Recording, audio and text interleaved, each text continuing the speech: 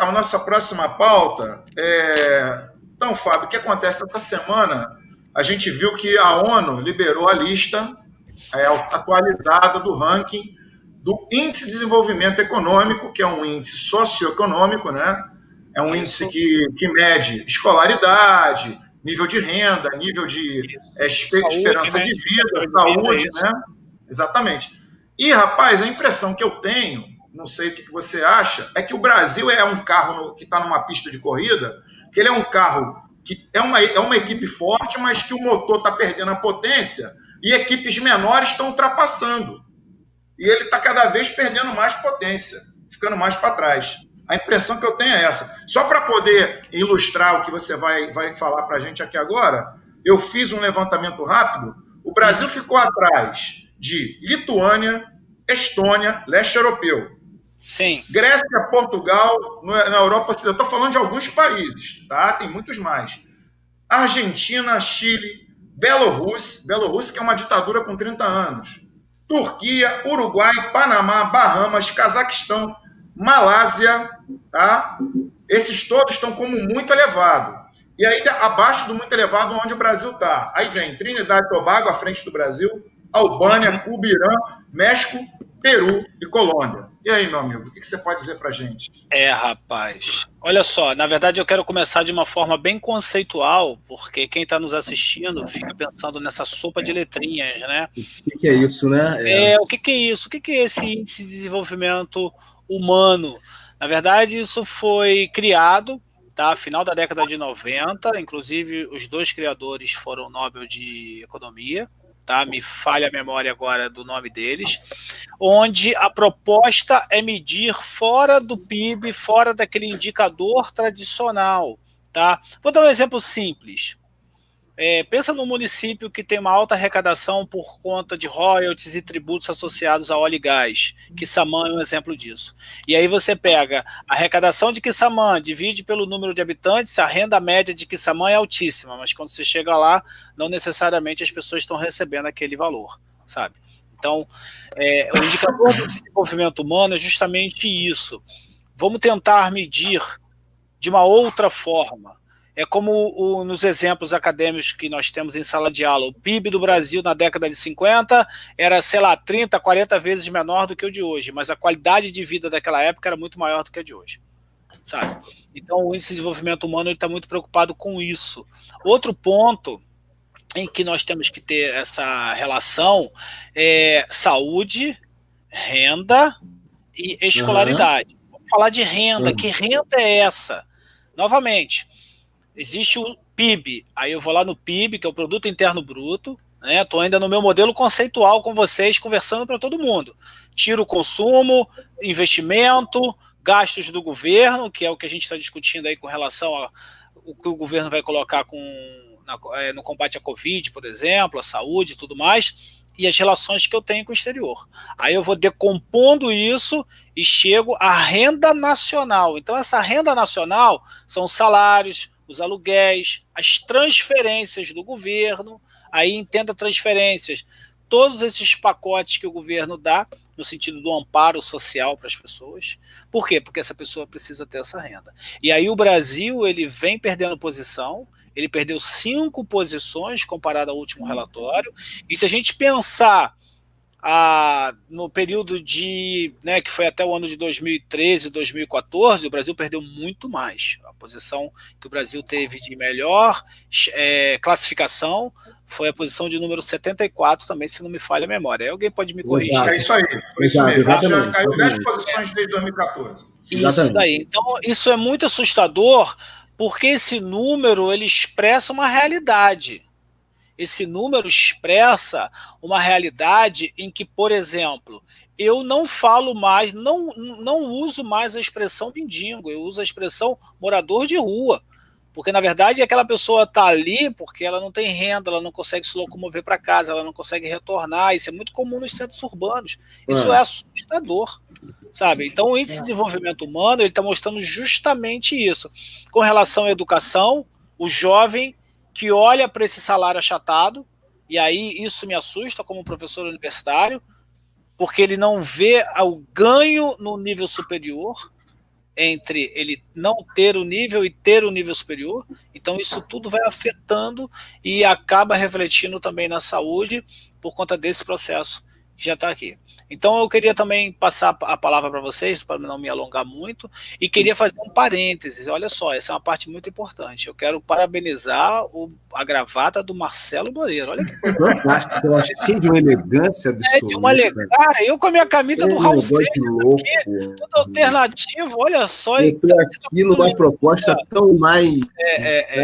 Parabéns, parabéns. Ele hoje é o nosso executivo. Ele está para o Marcos que ele está representando bem mesmo. Então, veja só. Parabéns a você. No próximo programa ele vai até pentear o cabelo. Vai, mas vamos tocar o trem. Vai lá, Rafa. Uma leitura que eu faço aqui é a seguinte, olha só, Fábio, e aí os colegas também. A gente precisa, o Fábio traçou de modo muito assertivo essa leitura do IDH, e como é que funciona e como é que a leitura é mais para todo mundo aqui da nossa realidade pé no chão. É importante escrever também o seguinte, como adendo. Olha só, crescimento econômico de um país é diferente de desenvolvimento econômico, tá? Tá todo mundo preocupado com o PIB, a gente falou do PIB no nosso primeiro programa, vai falar recorrentemente aqui, mas para chamar atenção para todo mundo que quer bater esse papo com a gente junto nesse horário bom, é pensar assim, olha, crescimento econômico está lá, o PIB dando resultados, o quanto de bilhões o país gera. Isso não é a realidade de desenvolvimento econômico, que é um pouco o que o IDH chama para nós.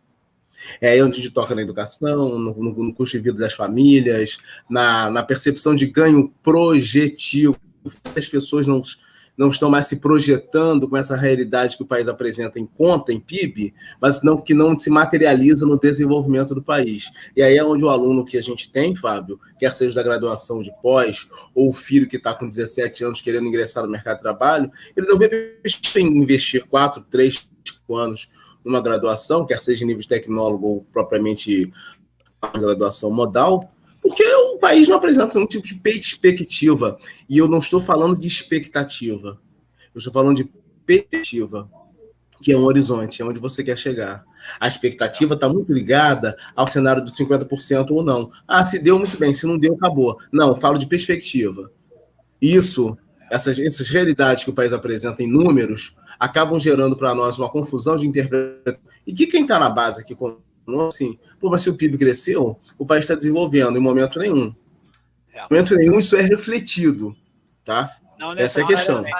Exatamente. E quando não é refletido, a gente continua vendo as vagas abertas aí no que se refere à infraestrutura dos nossos bairros, a gente consegue ainda perceber a responsabilidade que os governos apresentam em razão do investimento em energia, que aí é a falta da energia, ou a falta da gestão para a energia, momentos de alta demanda de energia no período no março, que teremos aí, como sempre temos, e assim funciona. Então, chamar para essa realidade aí. Tá bom? Era isso. Legal. Marcelo, quer falar alguma coisa? Eu gostaria de fazer menção a pelo menos 3 pontos que eu entendi interessantes nesse novo relatório do IDH, né? Bom, primeiro que é o 30º, né? É o 30º ano de publicação, aí está aí a tela, né? E acho que na descrição vai aparecer. Acho que na descrição vai aparecer aí o link para acesso ao relatório, que eu passei para o Arthur, depois se ele puder. Né? Mas, enfim, as pautas estão lá. É o 30º ano da publicação, e não é a primeira vez que o IDH traz uma novidade no cômputo, aí na organização da divulgação da lista dos países. Esse ano, qual foi a novidade? Esse ano foi introduzida a pressão que os países realizam sobre o planeta. Tá certo? Então, envolve não só a questão do IDH tradicional, como o cálculo do IDH com base, né, na pressão que os países realizam sobre o planeta, que envolve emissão de CO2, que envolve a questão do rastro do país sobre o consumo, né? E aí, o que me chamou a atenção, Fábio, Rafael e Euler, é que, por exemplo, o Brasil perdeu 5 posições quando comparado a 2018, né, ficou em 84º lugar, mas se o Brasil, isso no IDH tradicional. No IDH, com base no cálculo da pressão que o país realiza sobre o meio ambiente, sobre o planeta, né, o Brasil sobe 10 posições. Né? Ele sobe 10 posições. Então, o IDH do Brasil, o IDH tradicional, ficou em torno de 0,765. Isso, 765. Só para quem está assistindo, ele vai de 0 a 1. Tá? Então, quanto mais próximo de 1, melhor. Isso aí, Suíça, Noruega. Isso, então, o que acontece é o seguinte: o Brasil está com 0,765. Se introduz no IDH, esse IDH ajustado por pressão no planeta, o Brasil fica com 0,710. Tá certo? Fica com 0,710. A tabela, que eu não sei se ela está procurando isso, acho que você não precisa. Mas, ô Marcelo... Você quer dizer que cai, né? Não, sobe. Deixa eu só dizer. Não, ele sobe 10 posições. Sobe 10 posições. Né? O que acontece é o seguinte: a Noruega, vou dar um exemplo que vocês chamaram a atenção, a Noruega ficou em primeiro lugar, melhor IDH mais desenvolvido. Né? Tá certo? Só que se introduzir a pressão sobre o planeta, né, que é a CO2 e o rastro, o país perde 15 posições. Isso. E aí não é a Noruega. A Noruega perde 15 posições. Os nórdicos, né? Noruega, Finlândia, Dinamarca. 26. A Austrália perde 72 posições. Os Estados Unidos 45. 45. A Singapura 92. Em resumo,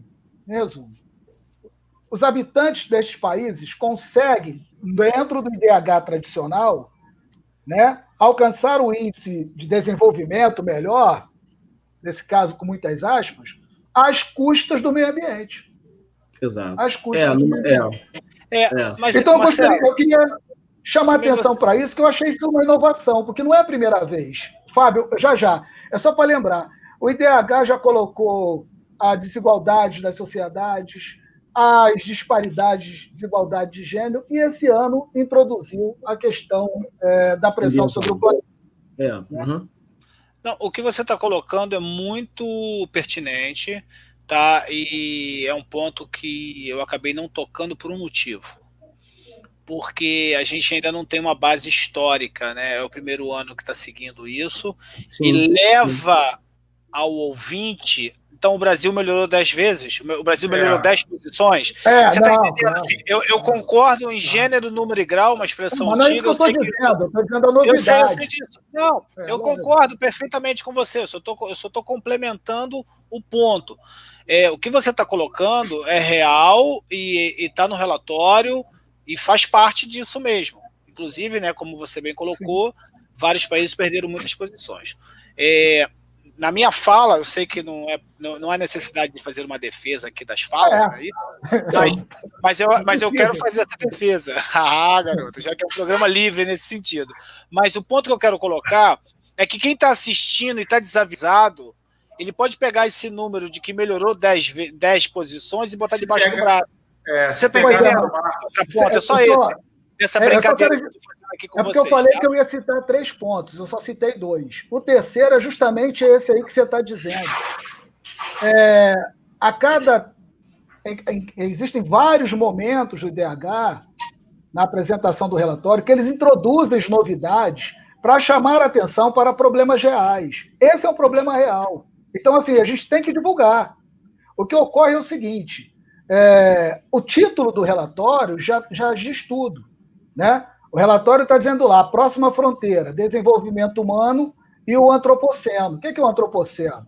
Já está pacificado na ciência, né, que antropoceno é o momento geoecológico que nós estamos vivendo no planeta, onde há uma intensa interferência humana nas condições, né, de variação, de desenvolvimento do nosso planeta. Então, é importante chamar atenção para isso, e é claro, com todo cuidado, você tem razão, que é um cenário, é um retrato que foi tirado. Beleza. Né? Mas Marcelo... serão mais reais. Eu queria só aproveitar, já que você botou esse ponto aí, eu estava com uma carta na manga aqui guardada, então eu vou falar para você que eu li também uma parte desse relatório e peguei aqui um dado sobre o IDHD, que é o IDH da desigualdade.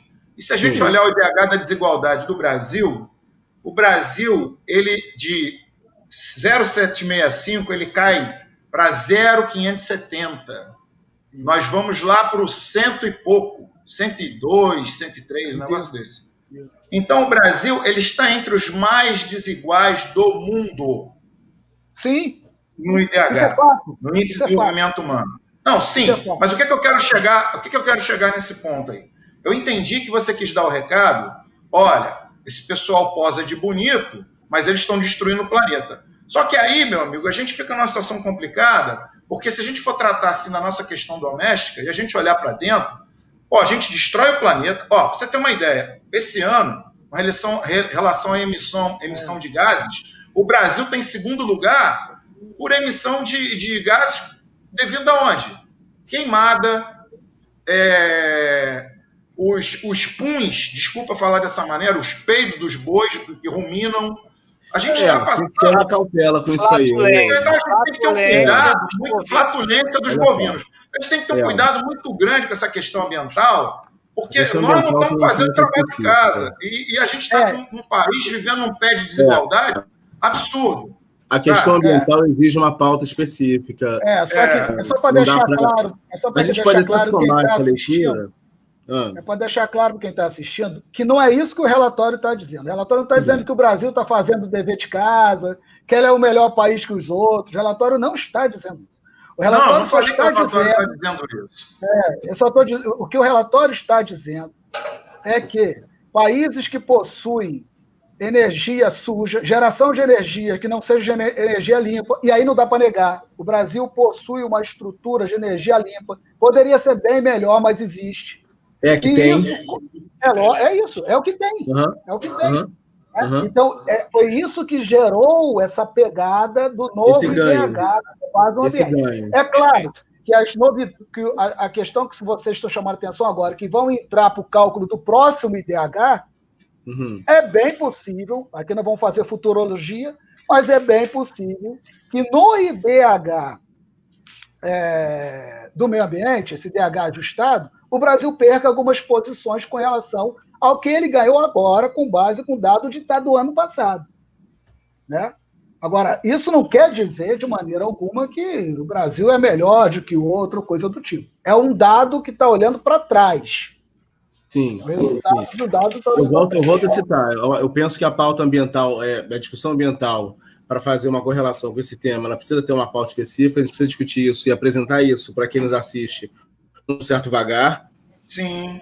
O Brasil tem, sim, seus avanços na questão ambiental, na questão da gestão em alguns aspectos, mas, na verdade, são os aspectos que se enquadram para que ele tenha esse ganho aí no DH.